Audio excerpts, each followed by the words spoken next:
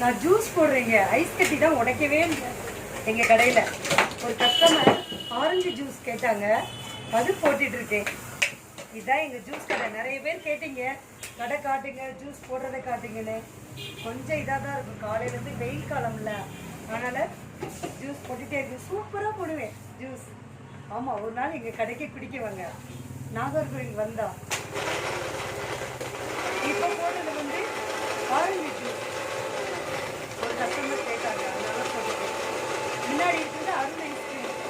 இது ஐஸ்கிரீம், இது orange juice. இந்த வெயிலுக்கு எங்கள் கடைக்கு பிடிக்க வரீங்களா ஜூஸ்?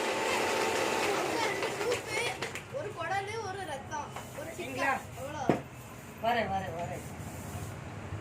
கடை நடத்திட்டு இருக்கும் போதே கேட்பாங்க, ஜூஸ் தாங்க, ஆப்பிள் தாங்க, ஆரஞ்சு ஜூஸ் தாங்க, மாதுளை தாங்க. எல்லாமே எனக்கு தெரியுங்க.